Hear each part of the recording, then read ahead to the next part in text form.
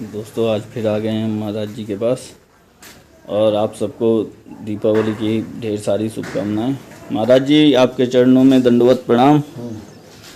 महाराज जी ये पूछना चाहते हैं कि दीपावली आ रही है और दीपावली सारे सनातनी और सभी हिंदू बहुत धूमधाम से मनाते हैं, लेकिन आज हम ये पूछना चाहते हैं कि दीपावली किस लिए मनाई जाती है। ऐसा क्या हुआ था जो दीपावली इस तरह का त्यौहार बनाया गया।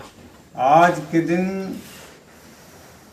भगवान राम का पदार्पण लंका से हुआ दीपावली के दिन। हाँ जी जी वो दैवयोग अमावस्या थी जी।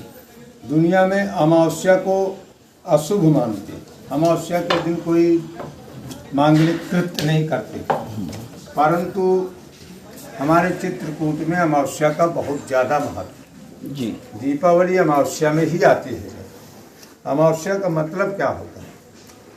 जिस दिन एक साथ एक राशि पे सूर्य चंद्र एक साथ विराजते हैं वो दिन अमावस्या का होता है। सूर्य और चंद्रमा। हाँ, अमासः वसतः सूर्य चंद्रौ यस्याम सा अमावस्या जी। माने और हमारे चित्रकूट में इसका भावार्थ ये लगाते हैं कि सूर्य रूपी भगवान राम और चंद्र रूपी भरत जी का आज के दिन माने दीपावली के दिन मिलन हुआ जी। तो भगवान राम और भरत के मिलन की खुशी में अयोध्या में दीप दान किए गए। अब प्रश्न खड़ा है तो चित्रकूट में, तो चित्रकूट भी दीपावली के दिन आए भगवान। पहले दीपावली के दिन अमावस्या के दिन भगवान चित्रकूट आए जी और फिर चित्रकूट से भगवान दीपावली वो अयोध्या में गए। 14 दिन की अवधि पूरी हो गई है। भरत जी का प्राण निकलने वाला है। भरत जी विरह में व्यथित हैं, विरह रूपी सागर में डूबने वाले हैं। राम जी ने विचार किया जरा सा भी देरी हो गई तो मेरा प्यारा भरत प्राणों का त्याग कर देंगे। तो हनुमान जी को भेजा, देखा हनुमान जी ने कि विरह रूपी सागर में भरत जी डूबने ही वाले हैं। बोले गो राम विरह सागर महा भारत मगन मन होत अभी प्ररूप धरि पवन सुत आय गयऊ जनिपोत। हनुमान जी महाराज जब पहुंचे तब भरत जी को मानो ऐसा हुआ जैसे नाविक का सहारा मिल गया। तो राम जी को भरत जी को जब पता चला कि राम जी आ रहे हैं तो अयोध्या वासियों को कहा कि जब मैं राम जी के चरणों में प्रणाम करूं तब तुम राम जी के गले में जयमाला डाल दे। अयोध्या वासी सब नाच कूद रहे हैं, घर घर दीपक जलाए जा रहे हैं, मांगलिक गीत तोरण बंधन पताका वार सब सजाए गए, वैदिक मंत्रों का उच्चारण हो रहा है। और जब राम जी आए और राम जी ने के चरणों में भरत जी ने प्रणाम किया और राम जी कुशल पूछ रहे हैं कि बूझते कृपा निधि कुशल भरत ही और बचन बेगी नयवई।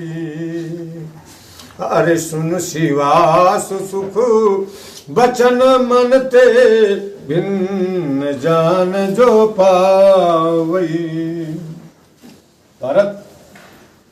भरत से कुशल क्षेम पूछते हैं पर भरत जी के वाणी से शब्द नहीं निकलता। भवानी ने पूछा कि अरे भोलेनाथ ये कौन सा ऐसा सुख है। बोले अरे भवानी जो इसके सुख को प्राप्त करता है राम जी के चरणों में गिर करके जो सुख मिलता है वो त्रिलोकी में कहीं नहीं।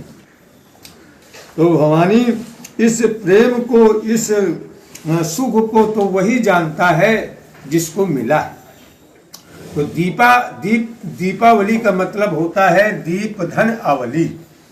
दीपकों की अवली माने कतार और दीपकों की कतार। चित्रकूट में दीपावली का बहुत बड़ा महत्व है। चित्रकूट अयोध्या एक दूसरे के पूरक। अयोध्या क्या है? अयोयत ध्यायन्ति श्री रामम जनाः यस्य सा अयोध्या। ये ध्यान की नगरी। और हमारी अयोध्या चित्रकूट में, हमारे चित्रकूट में, पूरी अयोध्या चित्रकूट में। आप पूछेंगे भाई अयोध्या चित्रकूट में कहाँ है? तो फटक शिला में। फटकशिला में कैसे? जब भगवान राम का वनगमन हुआ, चित्रकूट में भगवान राम आए, तो 28वां वर्ष राम जी का पूरा हुआ। तो जब राम जी का 28वां वर्ष पूरा हुआ तो राम जी ने कहा सीता जी से, अरे किशोरी जी, जब से तुम पधारी मुझे कष्ट ही कष्ट मिला। बोले क्यों? बोले भाई अब देखो आज में होता अयोध्या में तो मेरा जन्मदिन मनाया जाता। तो सीता माता ने लक्ष्मण जी को वन में भेज दिया और जो है इधर एक नवीन अयोध्या का निर्माण करके राम जी का जन्मोत्सव मनाने लगी। मंदाकिनी के किनारे विहरत सिय रघुबीरे, तीर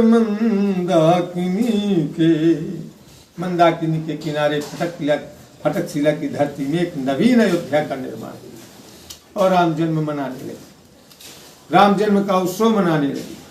ओ देवताओं ने कहा कि भाई एक अयोध्या से निकालने में इतना बड़ा कष्ट, अब ये दूसरी अयोध्या में आ टपके कैसे निकाले? तो सुरपति सुत धरिवाय शिवेशा, सठ चाहत रघुपति बल देखा।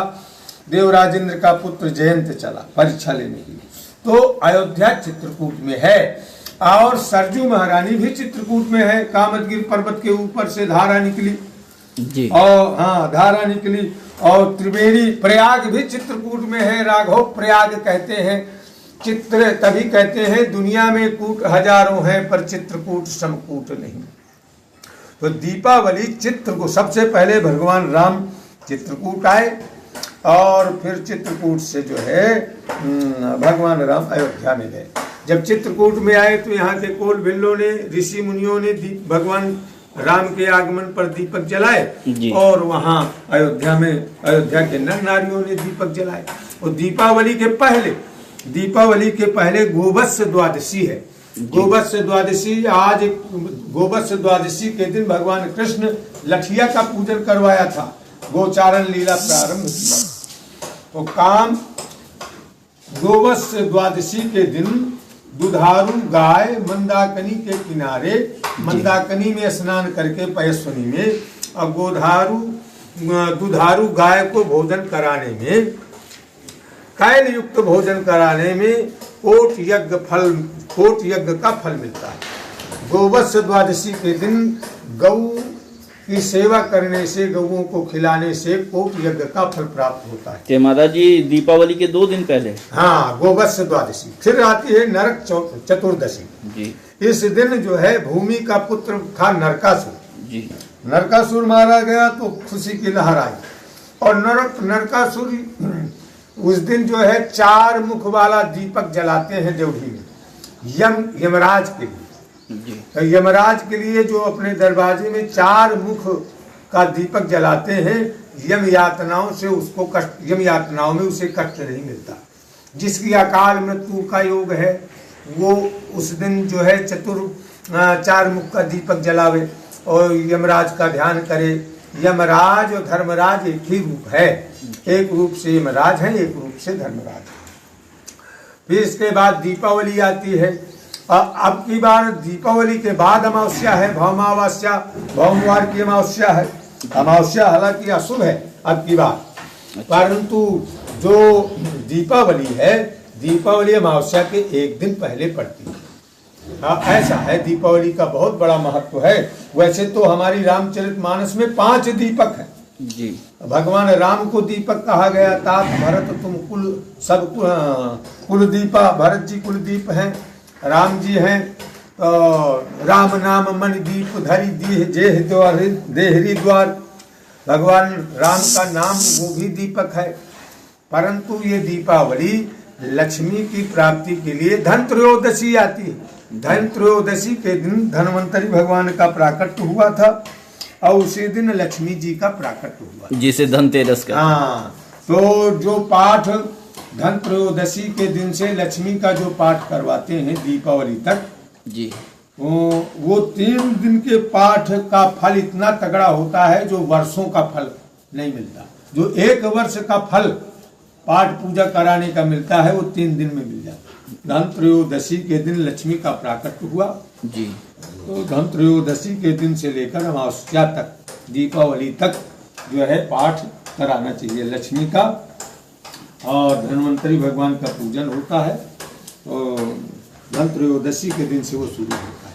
कलश स्थापन करके जी। और जो है लक्ष्मी माता का आवाहन करके और इसका पाठ कराते हैं, ऐसा है।